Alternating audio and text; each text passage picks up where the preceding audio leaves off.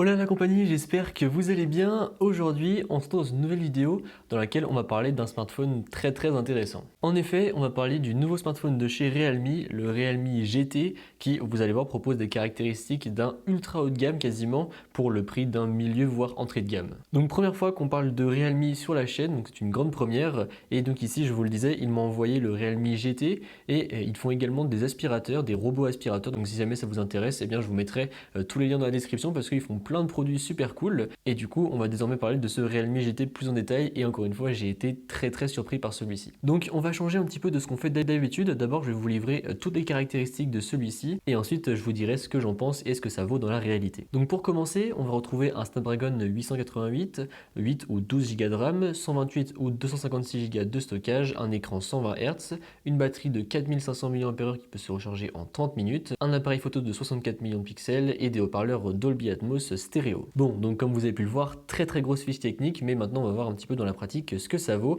et on va commencer par les performances. Bon là, inutile de tourner autour du pot, c'est extrêmement fluide. Vous avez le dernier processeur du moment, vous avez beaucoup de RAM de mise à disposition, donc franchement vous pourrez tourner absolument tout ce que vous voulez. Personnellement, j'ai jamais eu de soucis avec celui-ci, et que ce soit des gros jeux ou plusieurs applications en même temps, de la retouche photo, de la retouche vidéo, bref, absolument tout ce que vous voulez, il vous suivra sans broncher. Côté batterie, c'est pareil, vous pourrez faire absolument tout ce que vous voulez, il tiendra sans broncher la journée, que ce soit en usage intensif ou en usage modéré. D'ailleurs, je pense qu'en usage modéré, on peut même monter à 1 jour et demi, 2 jours, tellement il est endurant. En plus de ça, deux petites choses qui concernent la batterie. Donc je vous le disais, on a un écran 120 Hz et du coup on pourrait se dire que ça consomme plus de batterie. Sauf qu'en réalité, c'est un écran 120 Hz adaptatif, ce qui fait que du coup, en fonction de vos usages, eh bien la fréquence va plus ou moins diminuer pour ne pas justement pomper trop de batterie. Par exemple, vous êtes dans un jeu et là vous avez besoin vraiment de toute la puissance de l'écran et d'un maximum de taux de rafraîchissement pour avoir vraiment des performances et un gameplay fluide. Et bien du coup, l'écran sera à 120 Hz, ça va de soi. Par contre, à contrario, si jamais vous êtes par exemple en train de lire un article, eh bien le taux de rafraîchissement de l'écran va diminuer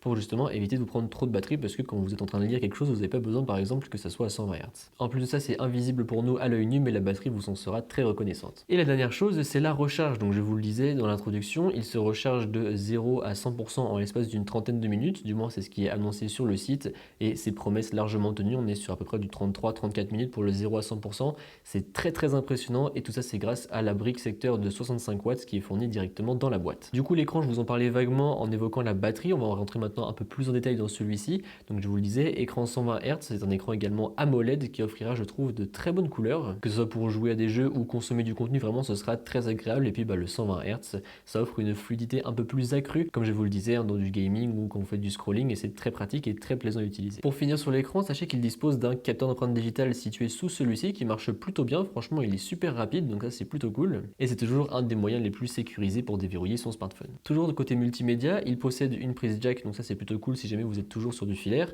et je vous le disais en introduction, il y a des haut-parleurs stéréo en Dolby Atmos, donc vous en avez un sur la tranche inférieure et un sur la tranche supérieure en façade, et en fait c'est un petit peu le haut-parleur qui va venir combler un peu le son sur le haut, puisque celui qui va envoyer le plus de son c'est celui du bas, mais franchement on se retrouve avec un très bon haut-parleur et le son est plutôt correct. Donc si jamais vous voulez regarder des vidéos sans casque ou écouteur ou même sans enceinte, et bien ça sera très largement faisable. Bon, désormais on va parler un petit peu de la partie photo. Donc vous avez un triple capteur photo à l'arrière, donc vous avez un objectif de 64 millions de pixels qui est un objectif grand angle, vous avez un ultra grand angle et un objectif macro. Je vais vous mettre quelques échantillons pour que vous puissiez voir de vous-même ce que ça vaut, mais globalement je trouve ça plutôt pas mal. Les couleurs sont assez vives et franchement on en tire de très bons rendus. Alors par contre, quand on passe sur l'ultra grand angle, je trouve ça un petit peu dommage puisque on voit que l'image est déformée et c'est un petit peu dommage, même si après les couleurs restent belles, mais on voit un peu sur les côtés que l'image est un peu étirée et ça fait un peu un effet bizarre. Donc voilà, peut-être que ça sera corrigé via une future mise à jour, mais pour l'instant c'est ce qu'il en est. Autre point sur ce smartphone, il est équipé de la 5G, donc comme ça vous êtes équipé des dernières technologies du moment. Et on va désormais parler du prix parce que je ne fais que de vous dire qu'il a des performances absolument incroyables pour un tel prix. Et donc à l'heure actuelle, vous pourrez le trouver au prix de 369 € sur AliExpress en version 8 et 128 Go de stockage. Et vous pourrez le trouver au prix de 499 € sur Amazon dans la version 12 Go de RAM et 256 Go de stockage. Donc encore une fois, je le répète, mais pour le prix, je trouve ça absolument incroyable. Voilà, j'ai pas d'autres mots parce qu'on a le dernier processeur du moment, on a beaucoup de RAM, on a un très bon écran AMOLED 120 Hz avec un capteur d'empreinte digitale qui se situe sous celui-ci. On a de la 5G, on a une très grosse batterie qui vous tiendra la journée et qui se recharge très très rapidement. On a un bon appareil photo, alors mis à part encore une fois les petits défauts en ultra grand angle, mais et encore ça reste largement exploitable et largement suffisant pour prendre des petites photos de vacances ou vous ramener de beaux souvenirs.